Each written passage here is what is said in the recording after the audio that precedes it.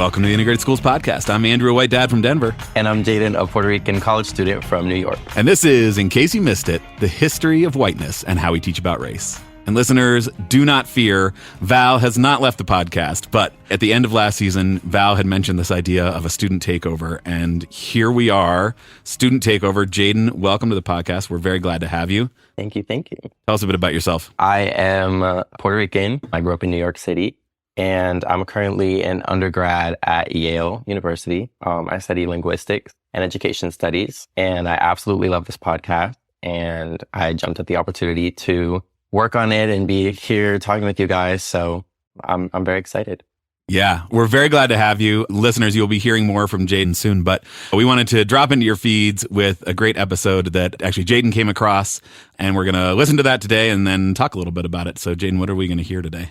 So today we're going to be listening to the history of whiteness and how we teach about race from the Teaching Hard History podcast by Learning for Justice. Yeah, and we're only going to listen to the first half. So we definitely recommend listeners go out. There'll be a link in the show notes and listen to the entire episode. The second half of the episode really talks about kind of the creation of whiteness, how whiteness came to be, and it's fascinating. We talked a bit about it on the podcast when we covered the Seeing White podcast a while back. We'll put a link to that as well. But for this episode, we're just going to talk about the first half and what's in the first half, Jaden. Right. The first half is an interview with Dr. Aisha White, who talks a little bit about early education and how we teach about race specifically to young children.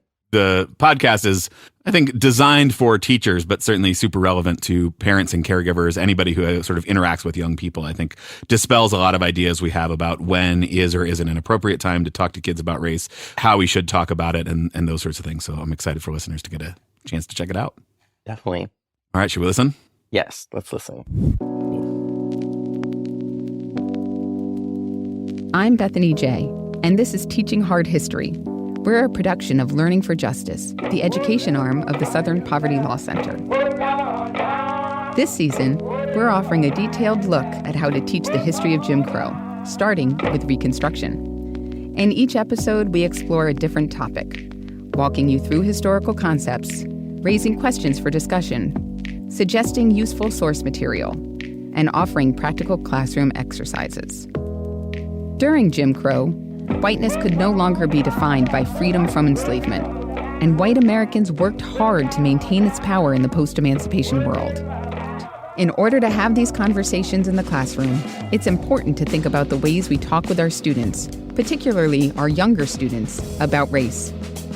So we're going to hear from Aisha White, the director of the Positive Racial Identity Development in Early Education, or PRIDE program, at the University of Pittsburgh. She spoke with my co-host Hassan Kwame Jeffries about how to have positive race conversations with your students.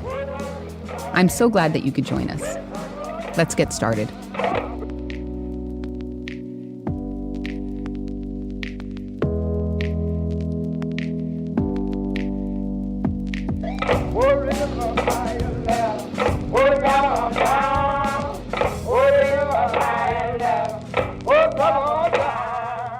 I am really excited today to welcome to the podcast Dr. Aisha White, who is the director of PRIDE program at the University of Pittsburgh in the School of Education. And we're going to dig deep and talk about the importance of teaching kids and talking to kids about race and racism and positive identity. Dr. White, thank you so much for joining us. It is a pleasure and an honor. Trust me. Well, we're excited. We're excited. I've been thinking about this conversation since we began planning this season. So I'm honored that you are with us. I want to begin by asking you to explain to our listeners just what is the PRIDE program at Pitt. Okay, so PRIDE is an acronym for Positive Racial Identity Development in Early Education.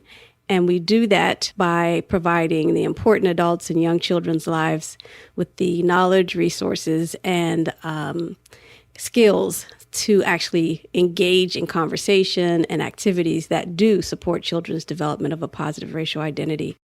You know, when I have conversations with folk about the importance of race and racial identity and racism in society, you get from those who will push back, why focus on race at all? How come we just can't be colorblind?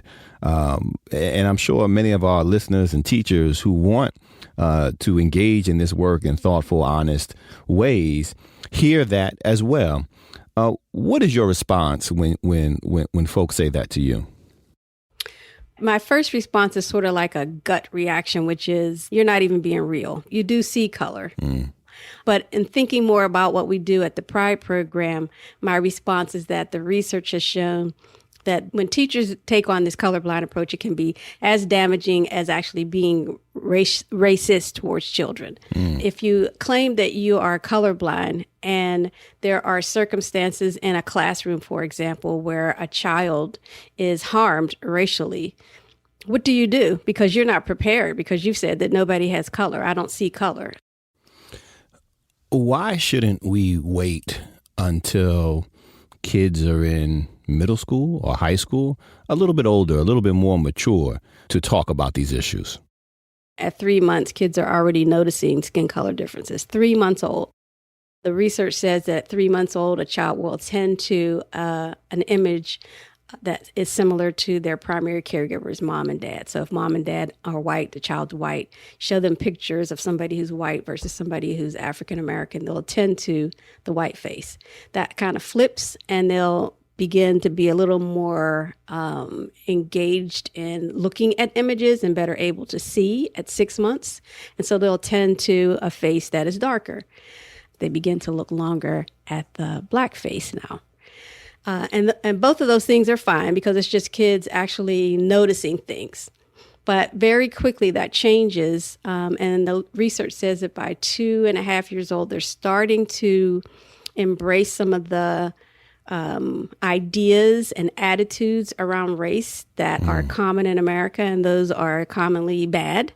And by 2.5, if you ask a child to choose a playmate and you show them a picture of somebody who's the same race or somebody who's a different race, they'll choose the same race. That's something that happens across the board, whether it's a white child, an indigenous child, or a black child. Something happens by 3, and the majority of children of color begin to prefer white. Yeah, so by 3 years old, I think the literature, and it's from Katz and Kofkin, it says that about 70% of the children begin to prefer white. But then it starts to get even worse, and the literature says that by the time kids are in kindergarten, they have pretty much absorbed and embraced the prevailing attitudes around race in America. Wow. Before our kids get to the first grade, all that has already sunk into their consciousness. Yeah. We just recently in our team read an article about both gender and racial bias among 4-year-olds who they all had a bias against black boys by 4 years old. So they're already expressing these biases even before kindergarten. So, that's a reason to not wait. Why would you not help a child understand something that causes so much harm to so many people in the country? And if you're going to help your child understand other things and help them be, better prepared to get along with other people and that sort of thing, then why would you not help them understand race? Well, we can understand racial identity. We see it. We can identify it. What do you all mean by positive racial identity? What is positive racial identity, especially when it comes to black children?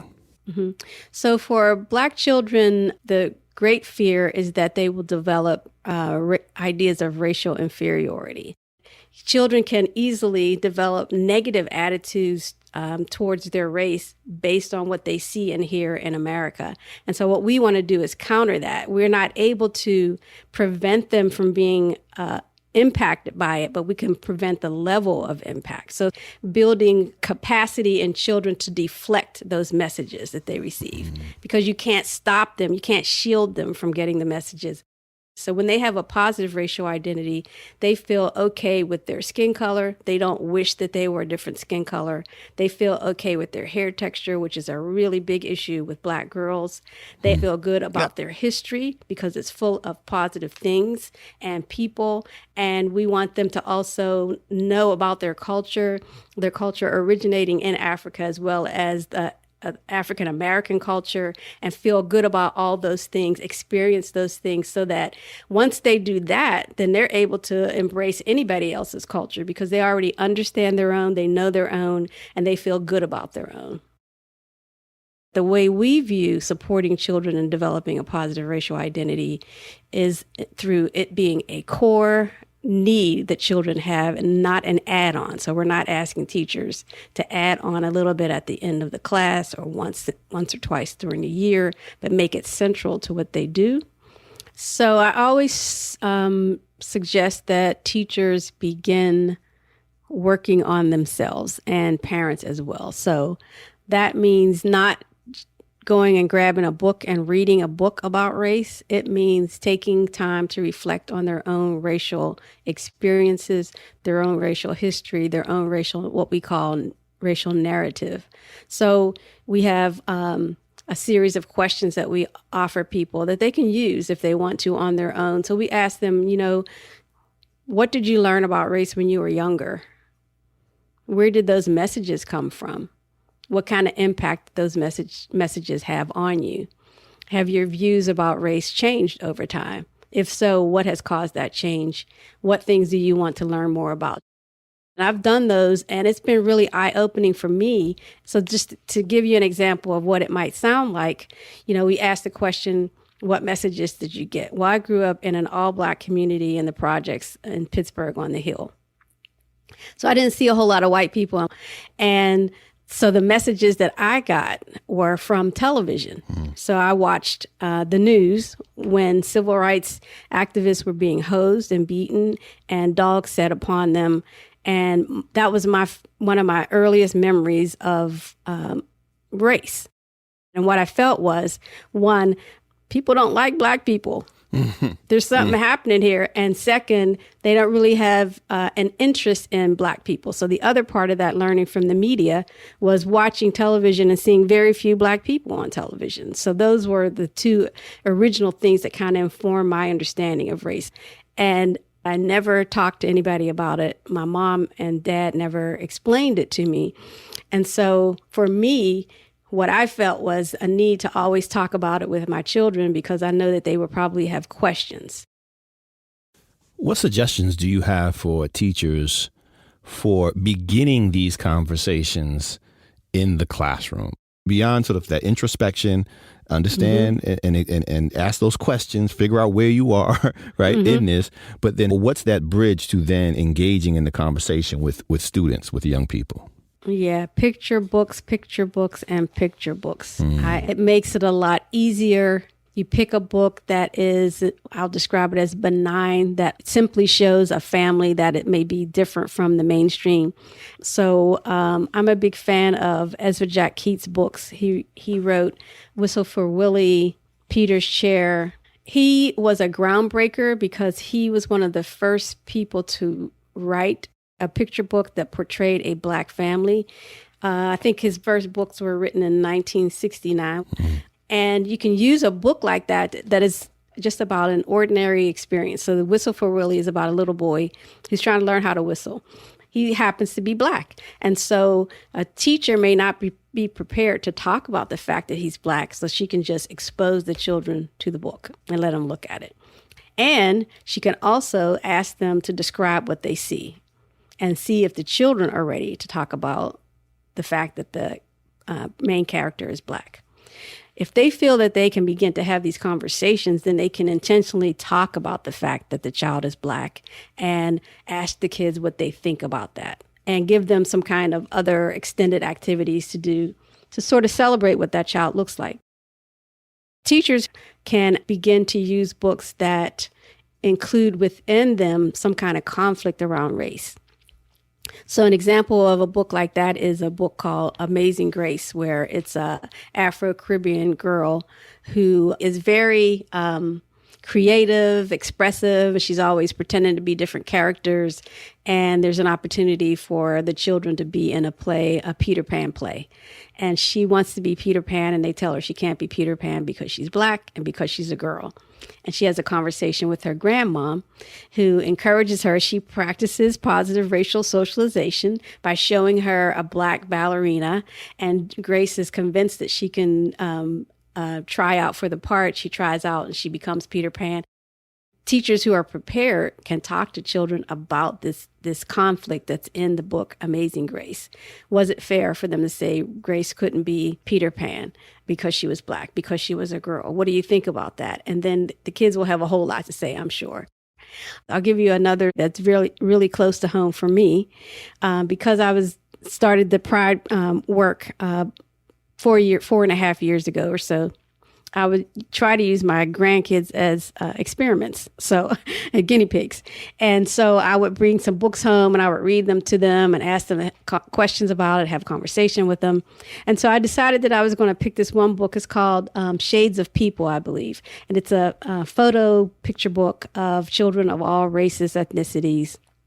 And I asked my grandson, who at the time was 6, to find for me the person in this book whose face you like the most. And so he found a very, very pale white girl who had stark blue eyes and jet black straight hair. And so I said, okay, and let's look and see if we can find anybody else that you like. And we turned some more pages.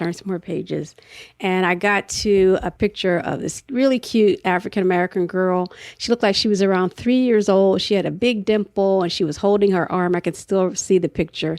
And I said, what about her? And he said, she's too dark. And I thought I was going to die. Mm-hmm. I don't know if you're familiar with the French film Amélie, but there's a scene where she is in a restaurant and something happens and her whole body becomes liquid and she splashes down to the ground. That's the way I felt when that happened with my grandson, and I just wanted to cry. But I was cool, calm, and collected and didn't react in a way that showed him how upset I was. Right. And then about a week or 2 weeks later, he and his older brother came over and I had the book again. I said, do you remember what you said when I showed you this picture of the girl? And he said, yeah, I told you that she was too dark. And then I had his older brother come over and put his arm next to the girl's picture to show that he was as dark, if not darker than that girl. And I said, wow, look, he's just the same color as her. And my grandson didn't say anything. He thought for a moment, and then he just looked at me with this slow smile on his face, like he understood the message that I was trying to present to him. I use that as an example all the time for teachers because I was stuck like a deer in headlights. And they need to understand that that's going to happen, but that you can always go back and revisit whatever happened because kids don't forget. And you can sort of keep building on that so that you do make up for what you think you may have missed earlier on. The times in which we are living today are unique, to say the least. We're in the midst of this hysteria surrounding critical race theory. I imagine that there are more than a few white folk who, if they knew about the work you were doing, they would burst into flames. Could you share a thought, a word or two with our teachers specifically who are headed back into the classroom in this charged environment where you have people mobilizing around not saying anything, not teaching, not talking about race and racism? Yeah, so the first thing I would say is to be careful and watch out and take care of yourself. So I would never encourage teachers to engage in practices in the classroom if it means that they're going to be fired, because I don't want that to happen to teachers. Right. But I would also suggest that they try to be as creative as possible in introducing this content in ways that won't get them fired, but will still support children in learning about race. And I think part of what will help them to have sort of the fortitude to do that is in understanding the benefits that come from this. So when I describe sort of that continuum of children at 3 months old, noticing someone who looks like them. And then once we get to kindergarten, here are kids embracing the biases. But there's also literature that says that when kids are engaged in ongoing conversations about interracial relationships, it can change their attitudes within weeks. So they can feel positive about being connected to other people who are different from them if you present it in the right way and you do it consistently, and children are open to that. Wow. Yeah. You can see change within weeks. I mean, it doesn't take a lifetime necessarily to begin to move the needle if you're doing this right. Right. Exactly. Mm-hmm. Well, look, Dr. White, thank you so much for joining us. And thank you so much for the work that you are doing and really modeling how we can create and foster and develop positive racial identity among our Black children, but really among all children. Thank you so much. Oh, you're so welcome. And I would be remiss if I didn't mention that my daughter, Jamila Rice, is a huge fan. And she told me that I better mention her during this interview. Shout out to Jamila. Jamila. Yes. Wonderful. Dr. Aisha White is the director of the Pride program, which is part of the Office of Child Development at the University of Pittsburgh. Dr. White is also the executive director of Rights and Responsibilities, a human rights organization creating awareness about issues impacting people of African descent. And of course, she is the proud mother of Jamila Rice, who is also an educator in Pittsburgh. So, Jaden, what did you think? Oh my God, I absolutely love this woman. He's so knowledgeable. And I thought she made some amazing points about early childhood education, specifically around race. I think I'm really interested in this idea that like children are too young to learn about race. I think it's really interesting that that's even a concept. Like, I definitely understand how maybe children are too young to understand violence, but to like discuss race and to expose children to the nuances of race, I don't think that children are too young for that. And I think when we as adults, express our tension around race by not mentioning it or by kind of tiptoeing around it, kids are very sensitive to that. And I think that that is what really creates the foundation of the ideas that we then like grow up with and the biases that we hold.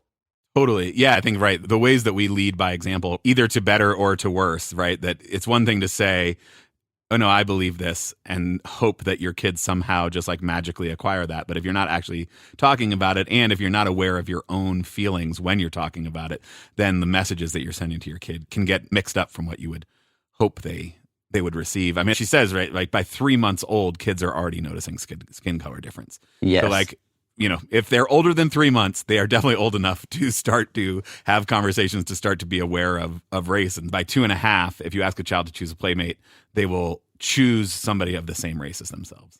And that's fascinating and definitely puts to bed the idea that we should hold off, or that there is some time, when a kid is 20, that is now the appropriate time to start teaching about race. Right. When you think about your history learning about race, when were you first aware of race? When did you first have conversations about race?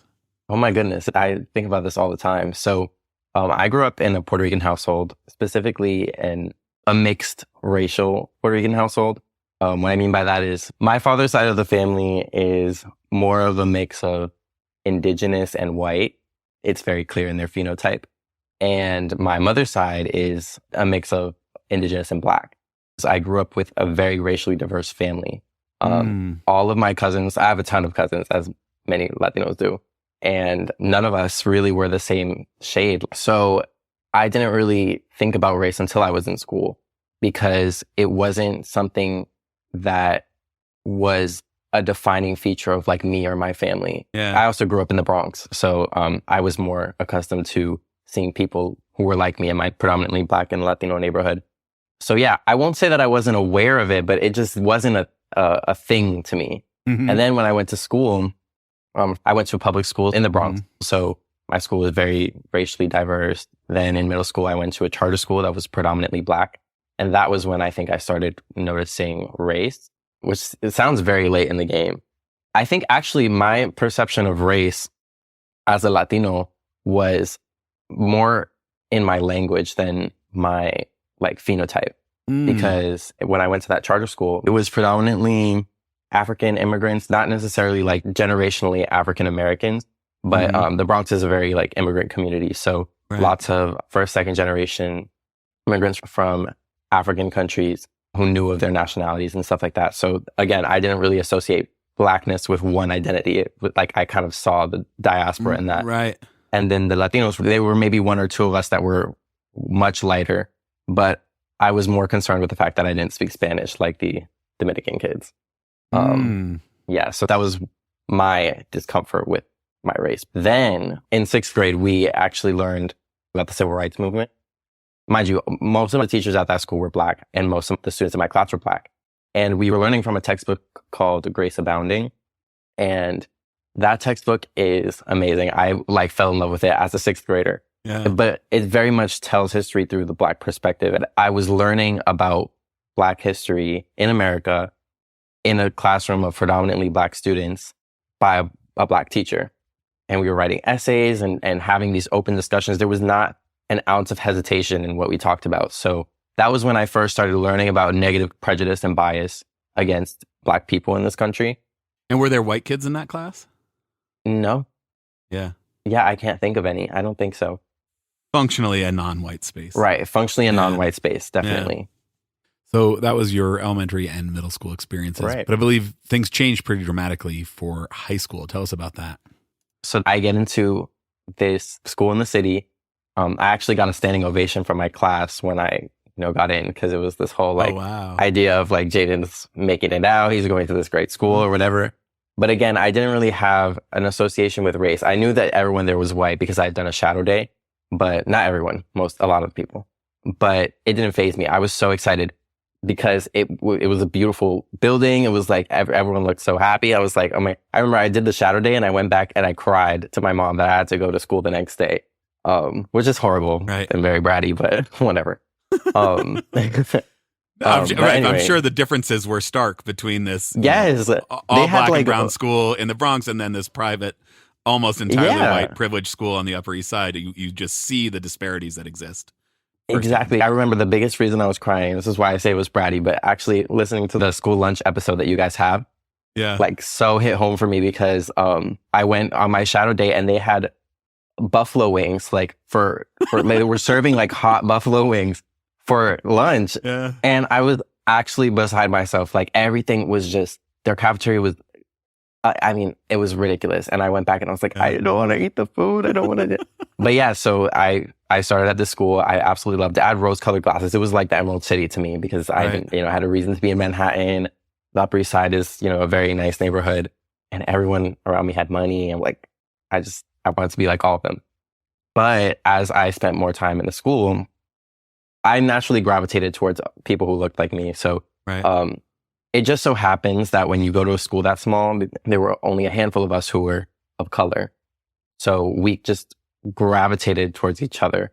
And then I became aware of like a fishbowl sort of situation where we were like almost being observed by like the rest of our classmates because we were different, and I was used to, I guess, being different racially, for being lighter, but not for being darker. That was very, very interesting. Yeah, that's fascinating. So you kind of had this like racial evolution, the power of being in a space that was definitely not white, that like allowed for kind of a range of racial identities, but the hierarchy didn't necessarily show itself in quite the same ways. Mm-hmm. And to bring it back to this conversation with Dr. White, she talks about this. It's not just about kind of like setting kids into spaces, but you actually have to have a conversation with them. And like how those conversations start is really important. Yeah, I think a really important point that she makes is sort of advising parents and teachers to gauge where students are about race by asking them about race-related things, as opposed to projecting your own adult opinions and biases about what you want them to know and what you want them to feel about race. And that will kind of give you clarity on how you speak to children about these things. Yeah, as a starting point, because I want to teach my kids to think and feel certain things about race, right? Like I do want to lead them, hopefully to something that is maybe counter to the broad messages that they might be receiving from society. I want them to be aware of those messages, but you have to meet kids where they are. And the best way to do that, like she says, is just sort of start by asking them, what do they notice? What are they aware of? And I think the other thing that was so powerful to me about her story, she asks her kid, what does he think about this young African-American girl? And he says, oh, no, I don't want to play with her. She's too dark. And in that moment, she knows that she's just like not in a place to have a conversation. She talks about like melting, like in the film Amelie. And it was such a powerful metaphor. But what I loved is that then she was like, it's okay. I'm going to calm down and then I'm going to come back. Because I think that certainly I feel this tension. I know other white parents for sure feel this tension, which is like, I have to say all the things all at once and I have to get them all right. And if I don't, I'm going to like wreck my kid. And this goes back to what you were saying at the beginning, right? Like the tension that we bring to it makes us really bad at doing this. And so if I go in super stressed out, I'm like, oh my God, I got to say all the right things. And then the kid doesn't get it. I'm like, well, see, this is why we can't have conversations about race. She must be too young. He must be too young. I can't do it. We've got to abandon ship. And I thought Dr. White's point about going back, you come back in 2 days, you come back in a week, you come back in a month. The kids are still processing those things. You've planted a little seed and then you can go back and you can check on it and say, oh, well, you know what if we kind of nudge this in this way, or what if we revisit this or whatever? Right. I think what's most important about the way that she resolved that was how she emphasized that we can't control the content of what kids are consuming in their lives. And so you can't control the content of their thoughts, but you can definitely control the approach. And so that's, I think, what she was trying to get at is that we're not supposed to be molding these children necessarily to have particular thoughts, but to think a certain way and to think critically about what they're presented with. And so she didn't even have to mention explicitly in her example that his brother was Black or that he's Black. All she did was point it out, and she didn't say anything. She let him come to, she was molding more than just planting a thought. She was guiding, an experience that molds that critical thinking. And I think that that's what she was talking about promoting with asking children where they are, especially in the classroom, is like positioning them as the thought leaders. And as they grow up, that's extremely important, because I think like nowadays, when we talk about racism and injustice and inequity, a lot of people, adults, Black, white, across the spectrum, regardless of their position on those things, they feel almost defeated, like this thing that just exists, and that we have to learn to live with it. And that is true to a certain extent, but it's a very defeatist mentality. And I think the benefit of what she was getting at of guiding these kids to think for themselves and to develop their own ideas about that will benefit them as adults to feel more empowered to lead that cultural shift. Yeah, that's so powerful, because there's hope in that, right? It's because you certainly can look at race relations and say, it's been 400 years, like we can't solve this. Not to say that solving racism is easy in any way.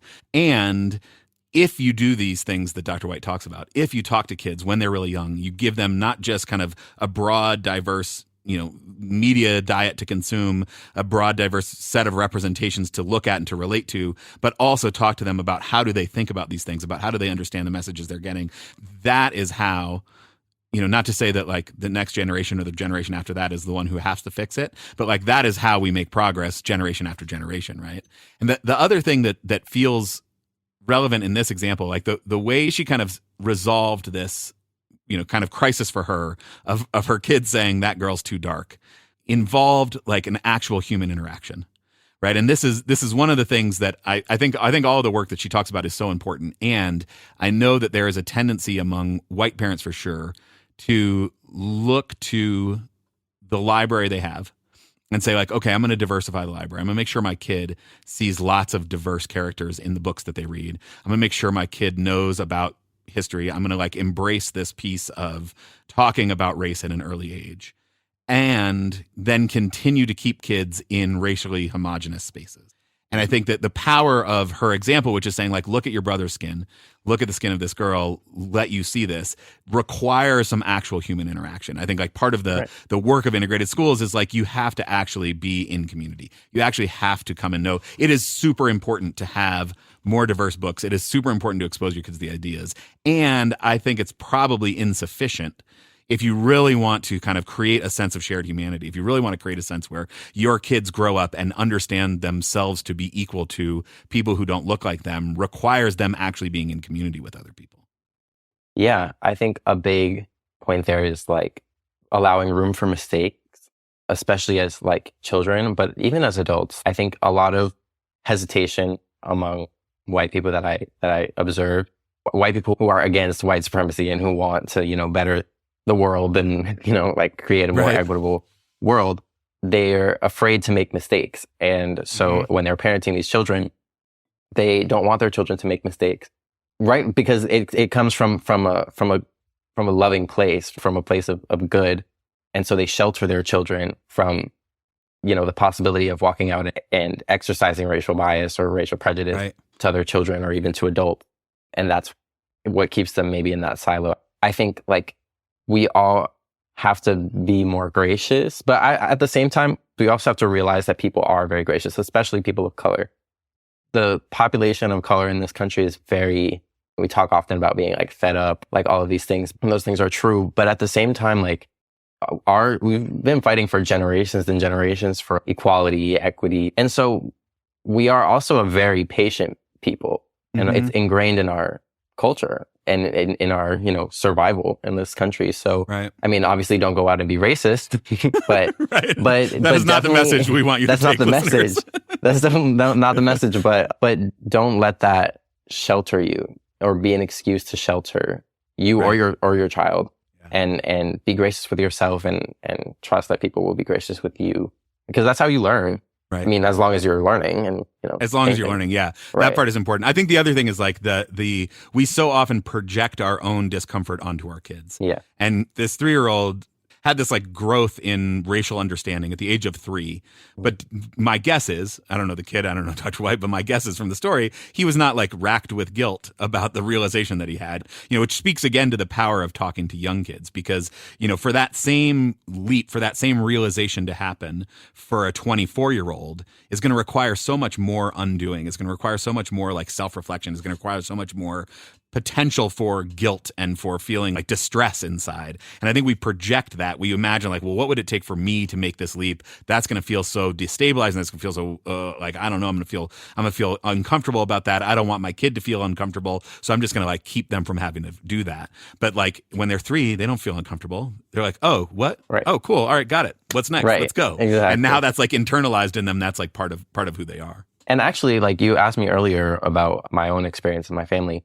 I see it all the time because in my family, we have a ton of like little cousins, right? And they're coming up and they're learning about race within their family by interacting with each other, because they know that they're family, but they're not the same race. They're not the same color. Like half of them are white and half of them are not. For example, like some of my younger cousins from Ohio will come and they're white and they like will ask about our hair, like me and my sisters. One of my cousins said that I looked like a poodle because of my hair. And obviously, like, I was taken aback. Like, I was like, oh, wow, I can't believe you just said that to me. Yep. But it was like, in the context of her, like, 3-year-old mind, that was the funniest joke that she could make, And, like, I had an immediate reaction because I've been trained to, see a white person saying that to me and feel a type of way about it. But I almost had to check my own bias rather than hers and say, like, this may have demonstrated that she doesn't have any bias towards my hair. And so she's not aware of what she just said. Right. But I've been ingrained with these insecurities about, what that means. Well, and I mean, again, to the power of relationships, you know her. Exactly. You know that her intent was not to be nasty. Right. That her intent was not to be derogatory, that she did not think that it was like, a way for her to exert her superiority over you, but it came from a place of genuine love because you were in relationship with her. And we laughed, and I was too stunned to speak, but my sister, my sister kind of checked her a little. She was like, that's not appropriate to say to, someone like that, but it's grace and it's learning. Yeah. And so much easier for your little cousin than for me, right? Like if I were to make that joke, wildly inappropriate, you and I we would have to have a real long conversation about it. HR, right? Exactly. Yeah. Exactly. Yeah. And I think the earlier we start, the better. Right. There was a moment where Dr. White talked about anti-Blackness in the media. And what I liked is that she takes it a step beyond just anti-Blackness, but it goes into a demonstrated lack of interest in Black people and Black culture. And I think that that lack of interest, is also something to look at, because even if you consider yourself not racist or anti-racist or whatever, a lot of times like that covert racism still manifests itself in that lack of interest. Like, if you don't seek anything out, you're going to get a predominantly whitewashed media cycle. But awareness is so powerful. Yeah. Well, I mean, it goes back to where we started, right? Which is like the power of a shift in mindset for a kid around race is really what you're after. It's not about the outcome. It's not about the like, here's what you should think, but it's about the, sort of sparking that curiosity, generating comfort with these topics. Right. Like earlier I was talking about the Grace Abounding book. And what I love so much about that book was like it went so beyond just the horrors of like, slavery or racism in this country. It genuinely demonstrated an interest in the culture of Blackness in America and, the diaspora. And in many ways, like when we teach about slavery, we teach it from the lens of like this fascination with violence and racism in the Jim Crow era, right? Like segregation. We're fascinated with the mistakes of white people, but not necessarily in the oppression of Black people. Yeah, it is still a white-centered story. Even if we are willing to look directly at the atrocities committed by white people, we are still looking at the actions of white people. And we can't excuse the actions of white people, but the story is so much richer if you can actually be curious about everybody else's stories. Right. To me, when I think back to Grace Abounding and I think back to like my early education about race, those stories hold as much weight as when we learned about the civil rights movement. And that to me is what, first of all, helps me cope with being a person of color, learning about those things, those atrocities. But also, I've kept that with me and like, grown with it. Obviously, like I've also been socialized around people of color my whole life, but it definitely helped foster that for me even more. And I think white students should not be excluded from that experience because it's a wonderful experience to learn about the beauty of other cultures. I mean, when you shelter white students from that out of fear of like racism, you're robbing them. You're robbing the white children of so much beauty and I mean, history and culture. Like there's so much more than just violence, oppression. You create that association through sheltering. So don't do that. That's right. Well, we'll put a link to Grace Abounding in the show notes as well. Jaden, so glad to have you on board. Listeners, you'll be hearing more from Jaden. And yeah, just really, really glad to have you. Listeners, if you appreciate this work, head on over to Patreon, throw us a few bucks each month to keep this work happening. Yeah, if you like this conversation, be sure to spread the word, like, share, follow us on social media, seek us out. Great. Jaden, it was a pleasure to be in this with you as I tried to know better and do better. Likewise. Thank you so much for having me. And we are going to go out with the credits from Teaching Hard History, so you can hear about all the amazing people who made this episode possible. Teaching Hard History is a podcast from Learning for Justice, the education arm of the Southern Poverty Law Center, helping teachers and schools prepare students to be active participants in a diverse democracy. Learning for Justice provides free teaching materials about slavery, Reconstruction, the Civil Rights Movement, and more. You can find award-winning films and classroom-ready texts at learningforjustice.org. Most students leave high school without an understanding of the Jim Crow era and its continuing relevance. This podcast is part of an effort to change that. In our 4th season, we put Jim Crow under the spotlight, examining its history and lasting impact. Thanks to Dr. White and Dr. Baptist for sharing their insights with us. This podcast was produced by Mary Quintus and senior producer Shay Shackelford. Russell Gregg is our associate producer. Music Reconstructed is produced by Barrett Golding, and Corey Collins provides content guidance. Amelia Gregg is our intern. Kate Schuster is the series creator, and our managing producer is Miranda LaFond. If you like what you've heard, please share it with your friends and colleagues, and let us know what you think. You can find us on Facebook, Twitter, and Instagram. We always appreciate your feedback. I'm Dr. Bethany J., professor of history at Salem State University, and your host for Teaching Hard History.